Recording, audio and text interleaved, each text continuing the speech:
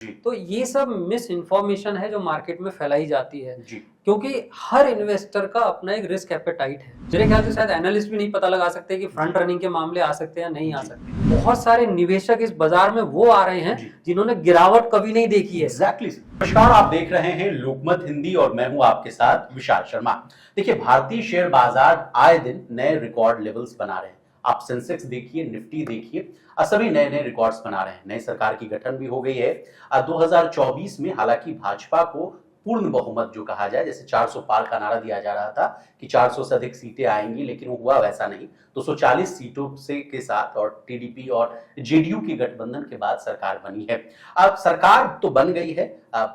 Market पर जो बहुत सारे निगाहें रखते हैं, मार्केट एक्सपर्ट कहिए, इन्वेस्टर्स कहिए, और म्यूचुअल फंड में, खासकर म्यूचुअल फंड आप देखिए, प्रतिदिन या हर महीने जो आप आंकड़ा देख पाइएगा, उसमें जो है लगातार वृद्धि हो रही है। अच्छा खासा पैसा म्यूचुअल फंड्स में, शेयर बाजार में आ रहा है। ऐसे में इस मार्केट में कैसे पैसा बनेगा, खासकर म्यूचुअल फंड में क्या करें, कैसे म्यूचुअल फंड में जो कहा जाता है कि 10 साल में लाखपति बना दिया जाए, करोड़पति बना दिया जाए, इस सभी मुद्दों पर बात करने के लिए आज हमारे साथ जितेंद्र पी सोलंकी साहब जुड़े हुए हैं। जितेंद्र सर किसी पहचान के मोहताज नहीं, 15 साल से लंबा अनुभव इनको है क्या करने का। तो HNIs यानी हाई नेटवर्थ इंडिविजुअल्स के पोर्टफोलियो को सर मैनेज करते हैं, बताते हैं कैसे पैसा बनेगा।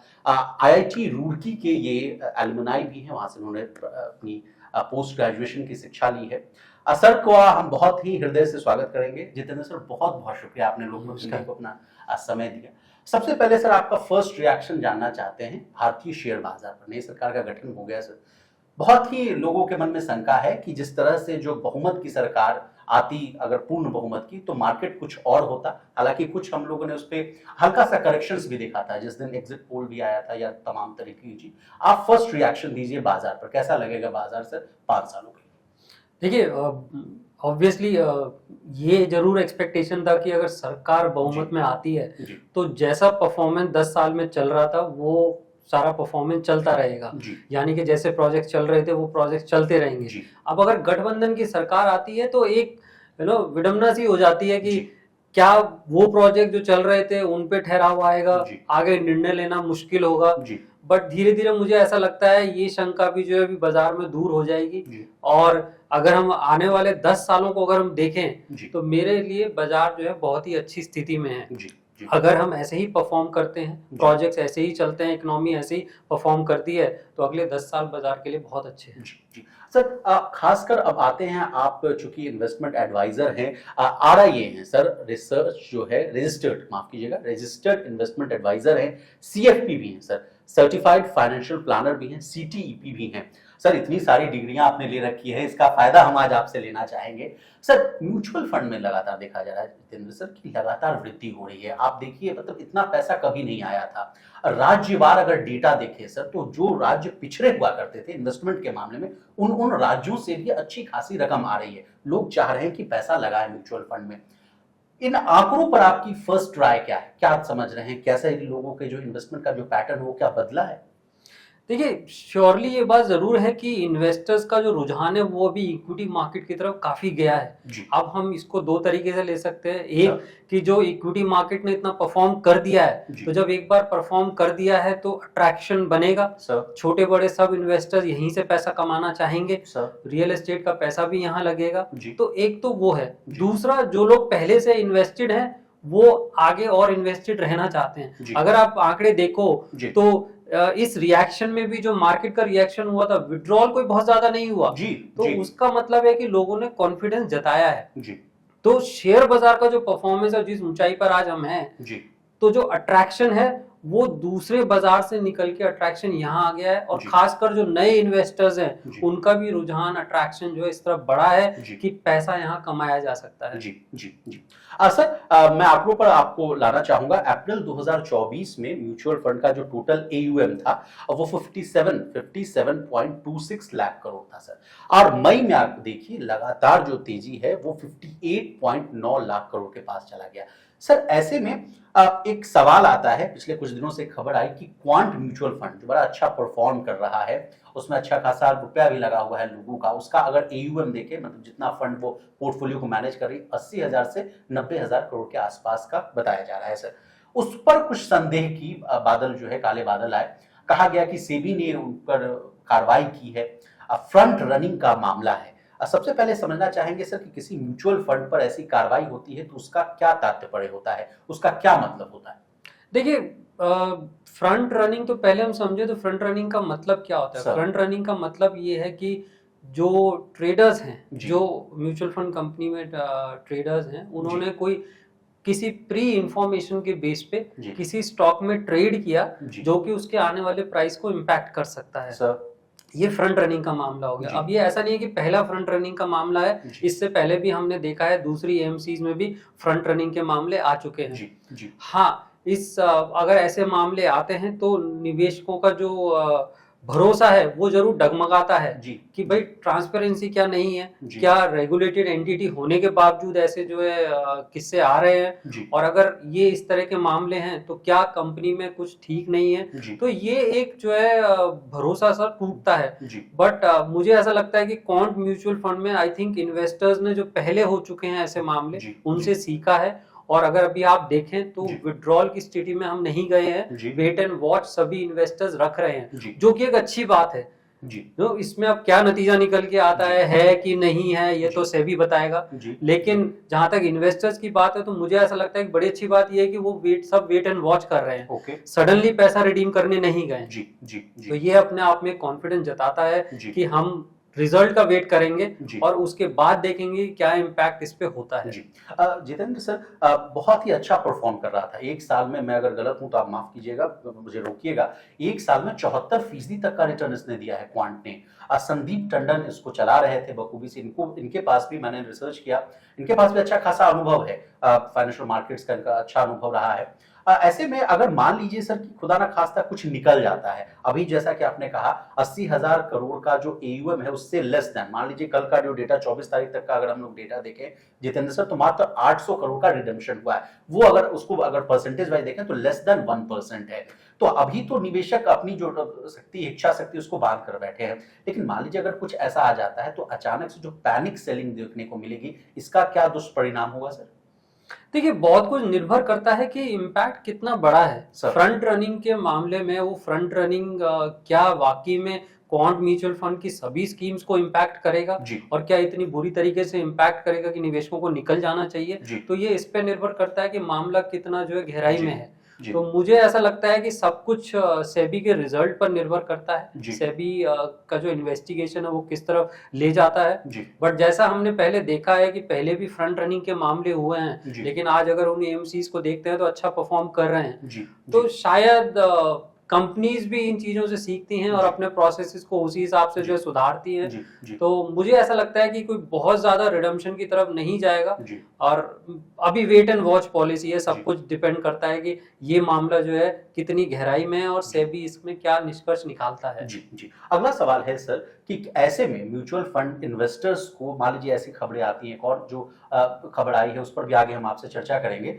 लेकिन इन सब जो चीजें आ जाती हैं उसके बाद म्यूचुअल फंड में निवेश करने वाले लोगों के मन में आती है कि एक तो बहुत मुश्किल से हमने, देखिए फाइनेंशियल लिटरेसी को का ही एक कारण है सर कि इतने लोग, 140 करोड़ की आबादी है, मोबिलाइज हुए पैसा लगाने के लिए। नहीं तो हम लोग शुरू से मार्केट कवर करते हुए 5 साल 10 साल हो गया सर, बहुत कम प्रतिशत जो लोग हैं उनका पैसा शेयर मार्केट में आता है। इस समय अच्छी खासी रकम आ रही है, अच्छा खासा परसेंटेज भी बढ़ा है, हालांकि वो भी नाकाफी है सर।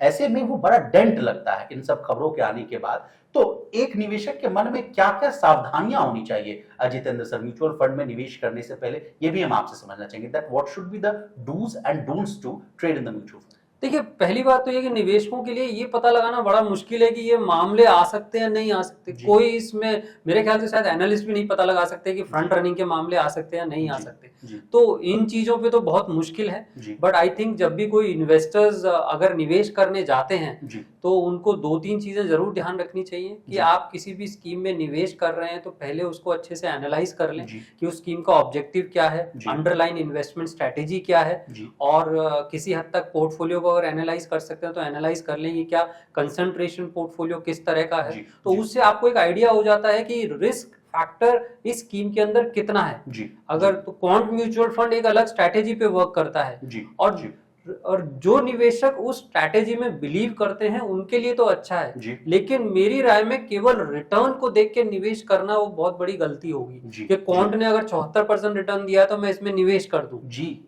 लेकिन अगर आप देखें तो उसकी अंडरलाइन स्ट्रैटेजी डिफरेंट है। उस अंडरलाइन स्ट्रैटेजी को अगर आप बिलीव करते हैं तो आपको निवेश जरूर करना चाहिए, लेकिन अगर आपको स्ट्रैटेजी के बारे में पता ही नहीं है और आपने रिटर्न देख के इन्वेस्ट कर दिया तो उस स्ट्रैटेजी के अकॉर्डिंग हो सकता है मार्केट जब गिरे तो ये सबसे ज्यादा गिरे, इसमें ज्यादा गिरावट आए, तो तब क्या आप उसमें से निकलेंगे, पैनिक सेलिंग होगा। अगर आपने केवल रिटर्न के बेस पे किया तो निवेशकों को बहुत जरूरी है कि अंडरलाइन इन्वेस्टमेंट ऑब्जेक्टिव को समझना बहुत जरूरी है और क्या स्ट्रैटेजी वो स्कीम अडॉप्ट करती है। जी जितेंद्र सर, चूंकि हमने आपके शो की शुरुआत में कहा कि आपको लंबा अनुभव है सर, आपने पोर्टफोलियो को मैनेज किया है, बताया है कहाँ पैसा। सर आपसे जानना चाहेंगे एक दो केस प्रमुखता से आप बताइए जो आपके पास आए हों जहां पर आपने देखा कि भारी ब्लंडर हो गया, मानने जो इन्वेस्टर्स हैं उन्होंने अच्छा होमवर्क नहीं किया, उसके बाद बुरी तरह से फंस गए, उसके बाद आपके पास आए।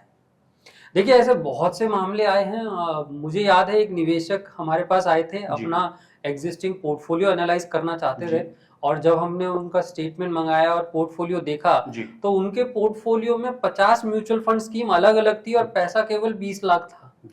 तो आप अंदाजा लगा सकते हैं कि 50 म्यूचुअल फंड स्कीम अगर कोई इन्वेस्टर, वो भी केवल उसमें से ज्यादातर रिपीटेटिव कैटेगरीज थी, तो यानी कि निवेशक सिर्फ रिटर्न के भरोसे था या फिर उसको कोई एडवाइस किया, थोड़ा थोड़ा पैसा करके लगाता गया कि मैं ज्यादा स्कीम में कर दूंगा तो मुझे जो है ज्यादा डाइवर्सिफिकेशन मिल जाएगा, मैं कहीं भी जो है ना लॉस नहीं कमा पाऊंगा, कोई ना कोई तो स्कीम परफॉर्म करेगी। तो एक बड़ी गलती है जो निवेशक करते हैं कि डाइवर्सिफिकेशन के लिए छोटा छोटा बहुत सारी स्कीम्स में कर देते हैं। तो ये एक है। एक ऐसे ही मामले में हमने देखा था कि एक निवेशक हमारे पास आए थे जिनका काफी बड़ा पोर्टफोलियो था, लेकिन एक पर्टिकुलर स्कीम में उनका 90% का पोर्टफोलियो लगा हुआ था। ठीक है, और वो एक बड़ा ही कंसंट्रेटेड स्कीम थी।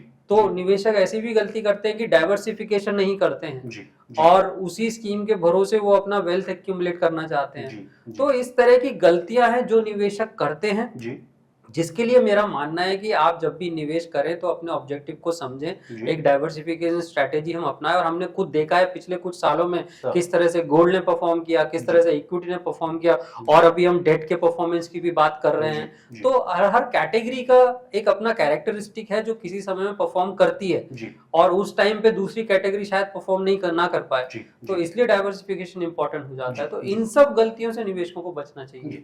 अब सर आते हैं एक बहुत ही प्रमुखता से एक न्यूज चलती रहती है, आप वेब कॉपी देख लीजिए या डिजिटल देखिए, सब कहते हैं कि 10 साल में 5,000 का एसआईपी करा लिया या 10,000 का एसआईपी करा लिया तो 5 करोड़ रुपए बन जाएंगे, 8 करोड़ रुपए बन जाएंगे। अगर वही 20,000 का कर लिया तो मान लीजिए वो बढ़ता जाता है कि 20 करोड़ 25 करोड़ का आपके पास एक्युमुलेटेड वेल्थ हो जाएगा। क्या इस बात में सच्चाई होती है सर या नहीं? देखिए सबसे पहले तो आप, अगर ये डिजिटल वर्ल्ड है और डिजिटल वर्ल्ड में जहां अच्छी चीजें हैं वहां बुरी चीजें भी हैं। होता क्या है कि इन्वेस्टर्स जब रिटर्न की तरफ अट्रैक्टिव होता है तो ऐसी बुरी चीजों में जल्दी फंस जाता है। और हम जानते हैं आज के समय में सेबी भी इस चीज को लेकर बड़ा कंसर्न है कि किस तरीके से गलत इंफॉर्मेशन फैलाई जा रही है कि आपका मोटा पैसा बन सकता है, आपने स्टॉक में लगाइए 5 साल में आपका इतना पैसा हो जाएगा। और ये जो जैसा आपने कहा अभी कि आप 5,000 एसआईपी लगाइए तो आप 25 करोड़ कमा सकते हैं। तो ये सब मिस इन्फॉर्मेशन है जो मार्केट में फैलाई जाती है, क्योंकि हर इन्वेस्टर का अपना एक रिस्क एपेटाइट है। ठीक है, मैं हो सकता है इक्विटी मार्केट में अच्छा निवेश कर सकूं क्योंकि मेरा उतना रिस्क एपेटाइट है, वहीं दूसरा इन्वेस्टर हो सकता है वो इतना कंफर्टेबल ना हो उस वोलेटिलिटी को देखने के लिए। और अभी क्या है, आप एक बात और समझिए कि बहुत सारे निवेशक इस बाजार में वो आ रहे हैं जिन्होंने गिरावट कभी नहीं देखी है।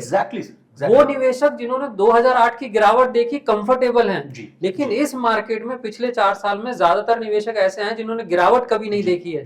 तो ऐसे निवेशक ही ऐसे जो इस तरह की मिस इन्फॉर्मेशन है उसमें ज्यादा फंसते हैं। उनको ये लगने लगता है कि यही एक ऐसी चीज है जिससे वेल्थ कमाया जा सकता है, लेकिन उन्होंने जब भी वो गिरावट का दौर देखेंगे तो मुझे ऐसा लगता है कि अगर आप ऐसी गलतियां करेंगे तो आप पैनिक सेलिंग पे जाएंगे। तो मिस इन्फॉर्मेशन है मेरी राय में।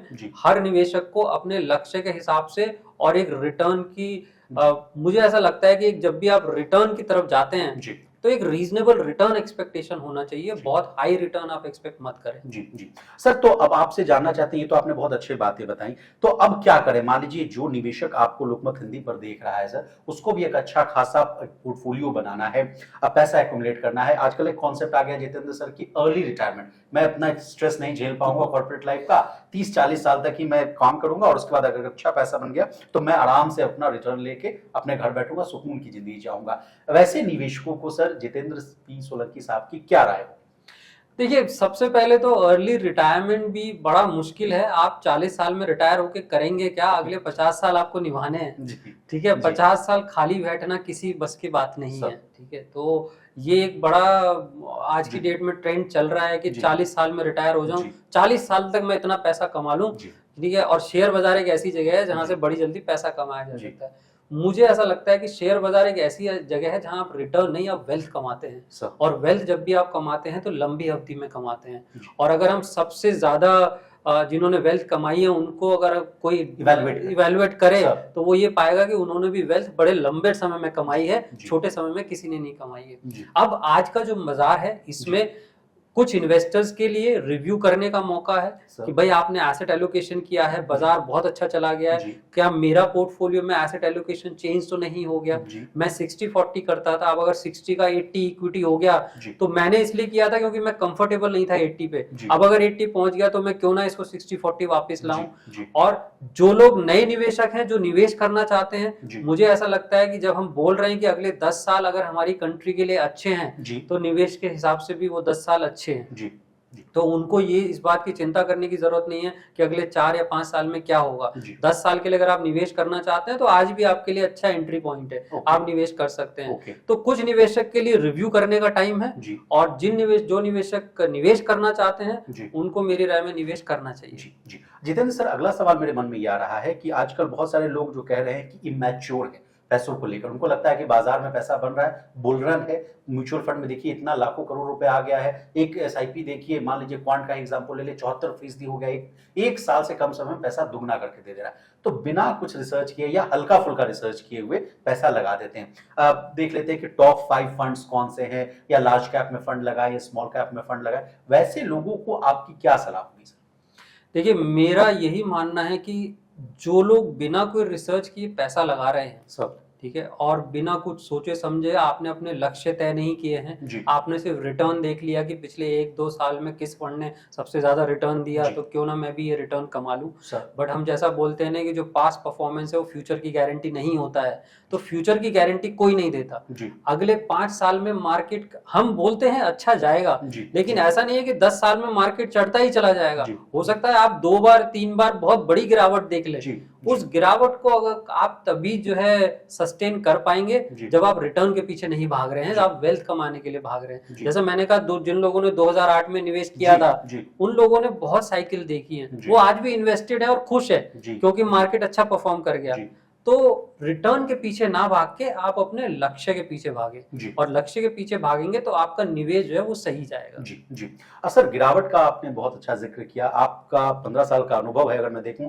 2009 या 10 के आसपास आपने करियर की शुरुआत की होगी, तो आपके लिए भी बहुत की लर्निंग पॉइंट्स हुए होंगे जितेंद्र सर। तो 2008 वाली स्थिति क्या थी, उस समय क्या करना चाहिए था, या अभी मान लीजिए खुदा न खास्ता अगर कोई हल्की करेक्शन आए या जो गिरावट का जो दौर आए तो उसमें निवेशक को क्या करना चाहिए?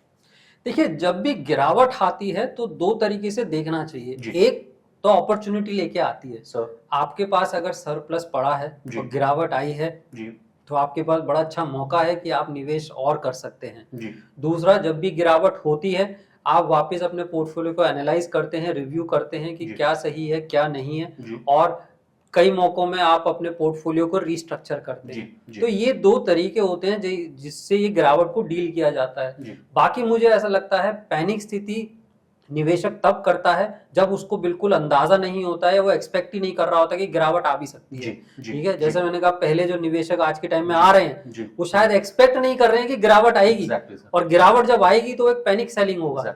तो मेरी राय में गिरावट एक इक्विटी मार्केट का कैरेक्टरिस्टिक है, ठीक है, जो बहुत बढ़िया रिटर्न दे रहा है और ये हर मार्केट में आती है, इक्विटी में भी आती है, रियल एस्टेट में भी आती है, गोल्ड में भी आती है, सब मार्केट में आती है।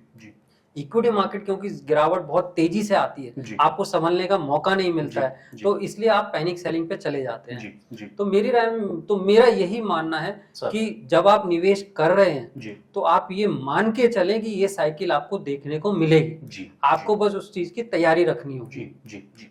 अब सर एक और मामला है, जैसे जिस तरह से देश में जो है डिस्काउंट ब्रोकर्स की जो संख्या है वो लगातार बढ़ रही है। जैसे ग्रो देख लीजिए, जीरोधा देख लीजिए, शेयर डॉट मार्केट एक नया लॉन्च कर रहा है, उसने भी सब कह रहे हैं कि 0% ब्रोकर्स पर आइए लगिए। ये भी एक बड़ा कारण है कि रिटेल निवेशकों का जो पार्टिसिपेशन है वो बढ़ा है। ऐसे में एक खबर आती है सर कि मैंने 4 साल तक SIP में हर महीने पैसा दिया। ग्रो एक ऐप है सर, ब्रोकिंग ऐप है, उसमें एक निवेशक लगातार पैसा देते हैं और जब उनको लगा कि अच्छा खासा फंड हो गया, इकट्ठा हो गया, कॉर्पस फंड बन गया है, अब इसको रिडीम कर लेते हैं। जैसा कि आप लोग भी कहते हैं सर, एक्सपर्ट भी, कि अच्छा भाई जब भी मुनाफा जब तक आपने बांध नहीं लिया तब तक वो पैसा आपका नहीं है, घर लेके जाइए तो अच्छा पैसा बनेगा। जब उन्होंने बांधने की कोशिश की, जब उनको रिडीम करने की कोशिश की, तो उनको पता चला कि उनके जो ब्रोकर है उन्होंने वो पैसा दिया ही नहीं है, पोर्टफोलियो बनाया ही नहीं है उनका। ऐसे में वो आदमी बहुत ही, मतलब समझिए उसके लिए क्या एक स्थिति हो गई होगी। इस पर आप सबसे पहले अपना एक रिमार्क दीजिए सर, ये क्या मामला है, इसको क्या कैसे देखें निवेशक? देखिए, मैं अगर इस मामले को देखूं तो कहीं ना कहीं इसमें ब्रोकर की गलती लगती है कि पैसा जो है दिया गया लेकिन पैसा आगे निवेश नहीं हुआ और उस निवेश के हुए बिना ही फोलियो अलॉट हो गया। अब वो ऑपरेशनल में कहाँ डेफिशिएंसी रही वो तो मामला जो है जब जाएगा उसके बाद पता लगेगा। लेकिन मुझे ऐसा लगता है यहाँ पे निवेशकों को भी थोड़ा ध्यान रखने की जरूरत है कि आपने जब एक बार निवेश कर दिया, आपको वो निवेश वेरीफाई करना है कि आपका वो निवेश सही स्कीम में लगा या नहीं लगा, खासकर जब आप कोई प्लेटफॉर्म यूज करते हैं।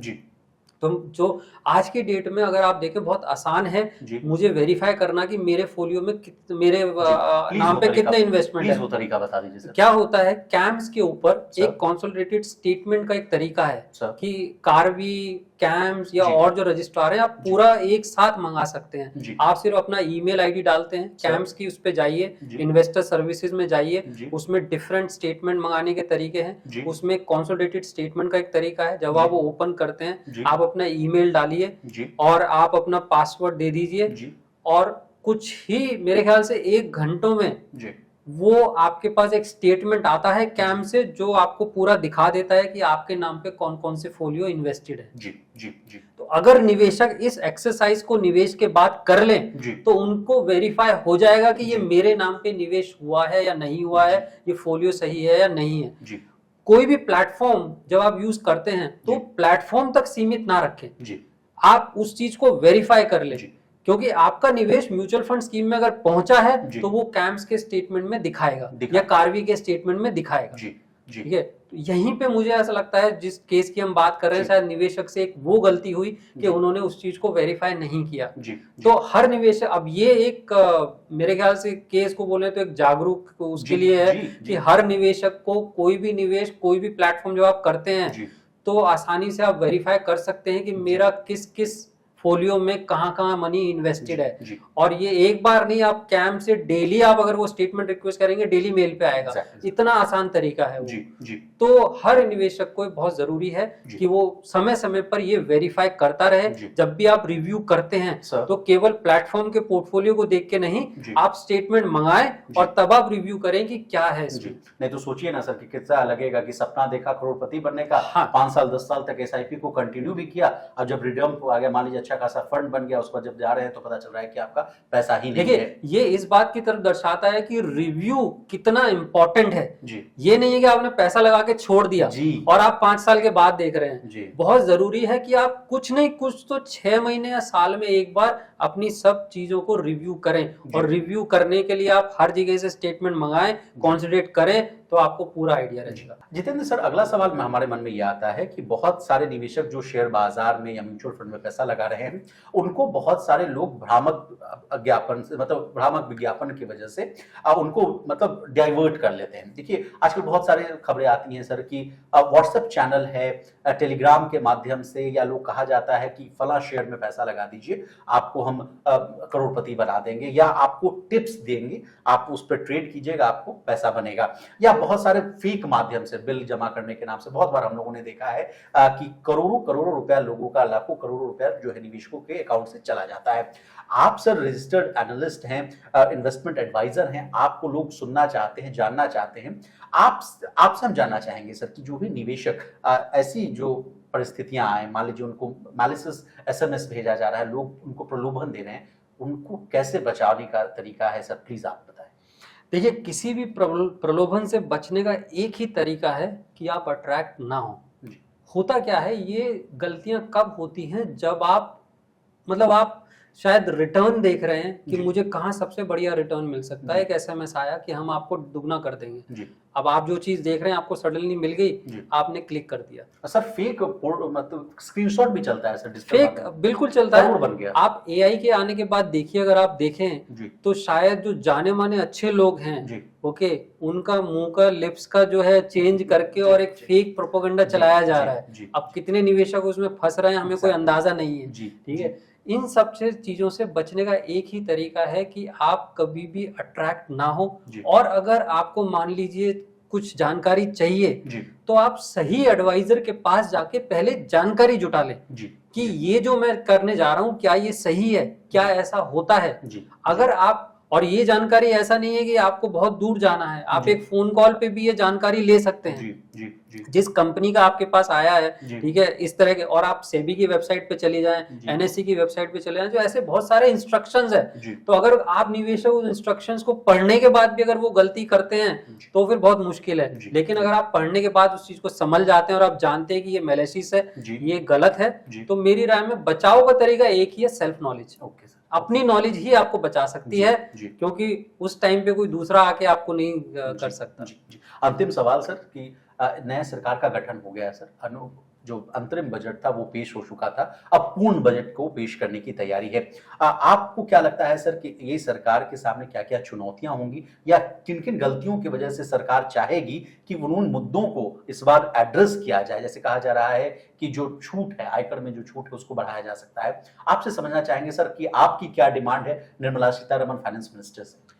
देखिए, मेरी तो डिमांड यही है कि आयकर छूट तो खैर है कि आयकर में छूट देके जो मिडिल क्लास है उसको क्या कहते हैं, आप प्रावधान दे सकते हैं, बेनिफिट दे सकते हैं। पर मेरा ये मानना है कि आपने जो 2 इनकम टैक्स रिजीम कर रखे हैं उसमें से एक को करके आप चीजें फाइनल करें। ठीक है ना, वो अभी लटका हुआ है कि मैं यहाँ जाऊं यहाँ जाऊं। हमारे पास बहुत सारे आते हैं कि सर मैं कौन सा जाऊं, मैं नए में लूं पुराने में लूं, किसमें ज्यादा बेनिफिट है, तो वो बेनिफिट देखता है जो एक मिडिल क्लास है। तो मुझे ऐसा लगता है कि अगर आप नए इनकम टैक्स को लागू करते हैं तो कुछ ना कुछ बेनिफिट आप ऐसा दें जिससे जो है जो टैक्स का बोझ है वो कम रहे। ठीक है, क्या होगा मुझे नहीं पता, ठीक है ना, क्योंकि नए इनकम टैक्स में तो सारी जो प्रावधान है वो खत्म कर दिए हैं लगभग। तो किस तरीके से बेनिफिट सरकार लेके आ सकती है वो सरकार को देखना होगा। पर मुझे ऐसा लगता है कि इन दोनों को चलाने की बजाय एक को आप जो है निश्चित कर दीजिए, यूनिफॉर्म टैक्स ले आइए और उस बेनिफिट के साथ लाइए कि जो मिडिल क्लास है उस पे जो बोझ है टैक्स का वो थोड़ा कम। सर अंतिम सवाल, मार्केट और म्यूचुअल फंड जो इंडस्ट्री है उसकी क्या खास डिमांड होगी इस बार के बजट से? देखिए, म्यूचुअल फंड इंडस्ट्री का जो सबसे बड़ा नुकसान हुआ मुझे ऐसा लगता है वो डेट म्यूचुअल फंड में लॉन्ग टर्म इंडेक्सेशन हटा के हुआ।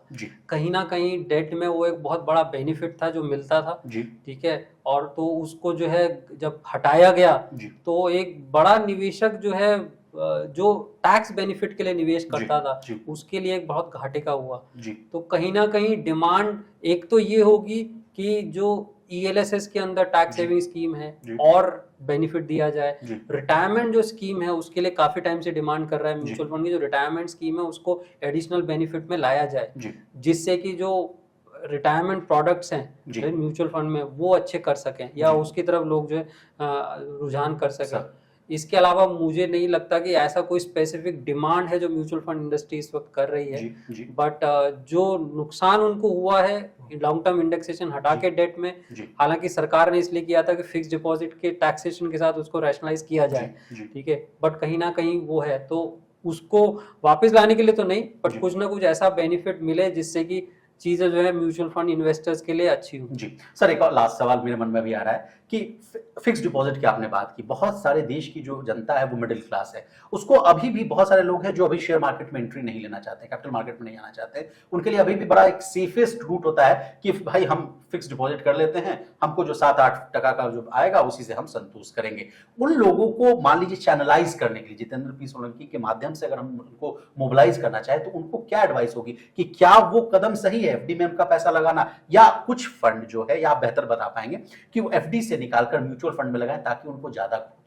देखिए, सबसे पहली बात तो ये कि एफडी के कंपैरिजन में अगर आप कोई एडवाइजर शेयर बाजार को रिकमेंड करता है, मेरी राय में वो रिकमेंडेशन गलत है।